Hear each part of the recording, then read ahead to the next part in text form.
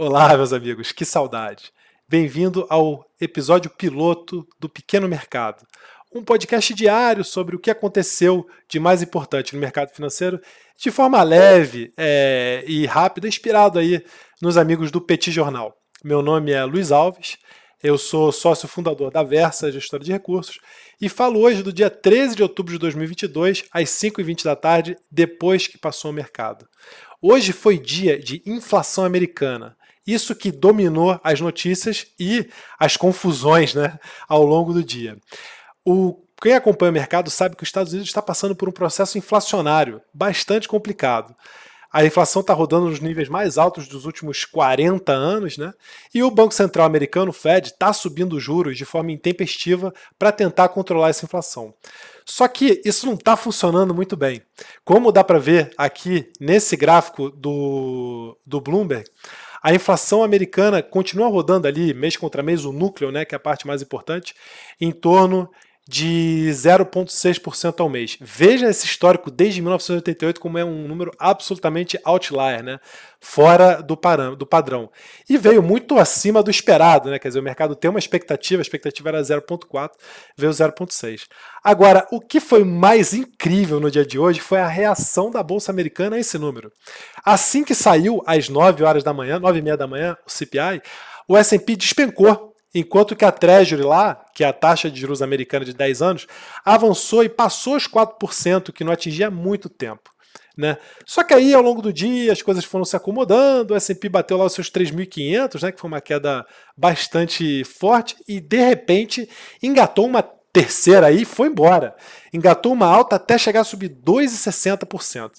Isso causou uma grande confusão, né? Porque o que explica com um dado desse que faz os juros abrir, que faz os juros subir, a Bolsa Americana subir também.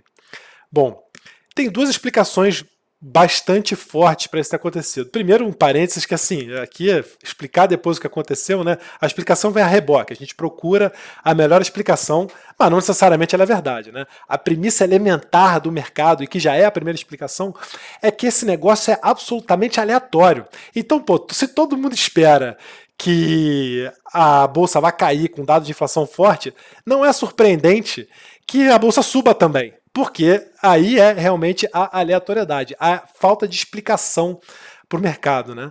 E a segunda razão pela qual isso aqui é explicável também é que a bolsa é um ativo cujo retorno é um retorno nominal e não um retorno real. Ou seja, se a inflação é muito alta, a bolsa sobe muito. Se a inflação é mais fraca, aí a bolsa sobe de acordo com o crescimento do PIB. Mas se a inflação é alta, a bolsa sobe muito pela inflação. Por quê? Pensa numa empresa que tem uma receita, sei lá, de 100 dinheiros. E essa empresa tem uma margem líquida de 10%, ou seja, ela dá um lucro de 10 dinheiros. Se a inflação for 30% no ano, essa empresa, e ela conseguindo repassar o preço, sendo uma empresa dominante, ela vai ter uma receita de 130 dinheiros. E se ela conseguir preservar a margem dela, esses 130 dinheiros vão virar 13 dinheiros de lucro. Então a inflação não necessariamente é ruim para as ações. Quando que a inflação é ruim para as ações? Quando essa margem de lucro de 10% cai. Aí seja porque a empresa não está conseguindo repassar todos os custos, porque a economia está mais fraca, então o cara tenta colocar o preço para comprar a inflação e não consegue, o que comprime a margem, né? Seja porque, por alguma outra razão, os juros ou tudo mais incidindo sobre a dívida da empresa, ela passa por uma piora na lucratividade. Então, assim, essas duas coisas já são suficientes aí para explicar esse desempenho da bolsa, né? São duas explicações razoáveis, né? Agora, além de tudo isso, tem a tal da famosa posição técnica que está todo mundo falando aí, que realmente importa nesse momento. Tá todo mundo apostando contra a Bolsa Americana em função da inflação forte. Esse é o lugar comum do mercado. Então não é nem um pouco surpreendente que tenha uma desmontada dessa posição ao longo do dia.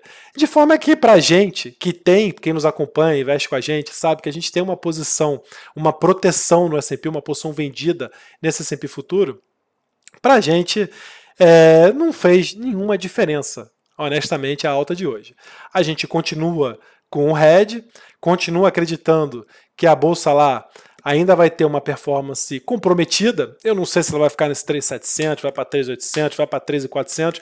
Eu sei que no 3.400 eu estou saindo fora dessa proteção, porque 13.400 é o nível que a bolsa estava pré-pandemia, é o nível para qual todas as bolsas globais voltaram, esse ano menos a bolsa americana, esse colosso privilegiado por estar na economia mais dinâmica do mundo, onde o dinheiro continua sendo muito barato. Né? Então 3.400 é um nível no qual a gente prefere não ter mais o hedge, tá? Mas por hora tudo continua caminhando como a gente imaginava para o lado ruim, né? Quer dizer, a inflação continua forte, a alta de juros continua por lá, uma desaceleração da economia é inevitável, provavelmente vai ter uma alta de desemprego para conter essa inflação, enquanto esse fluxo de notícia continua ruim, a gente continua redeado. Agora, fica de olho amanhã, que tudo isso aí pode mudar. Eu lembro, quando eu era lá do Itaú, na crise de 2008, ver coisas assim inexplicáveis. Saía, às vezes, um programa de ajuda do Fed, e aí a bolsa subia e depois no dia seguinte desabava. Ou saía, às vezes, um dado, eu lembro que uma vez saiu um dado econômico, que a bolsa desabou e um colega meu falou, a bolsa está entendendo errado, e no dia seguinte a bolsa ralhou de forma surpreendente. E amanhã tem algumas coisas bastante importantes para sair lá da economia americana, né? Principalmente essa última aqui, ó, as expectativas de inflação de Michigan. Isso é uma coisa de maluco, assim, na minha opinião, porque é uma pesquisa feita, né, pela Universidade de Michigan com os agentes da economia sobre a inflação e dá-se um peso enorme para um número que é um número que não tem nenhuma, vamos dizer, correlação com a vida, é só uma expectativa, né? Mas o Jerome Powell falou recentemente que isso dava um certo conforto para ele não ser tão agressivo na alta de juros. Eu acho que ele já se arrependeu depois disso, já teve frases mais altistas depois, mas se esse número continuar vindo forte, né, vir mais forte do que é o esperado, que é 4,6 de um ano e 2,8 de 10 anos, de 5, 10 anos, pode dar uma outra chacoalhadinha no mercado.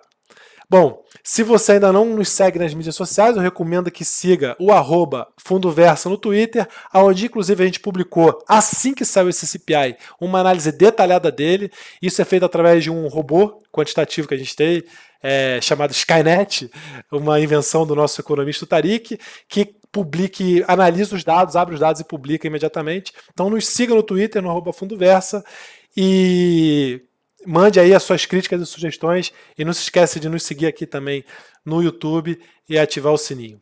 Valeu, obrigado e até amanhã.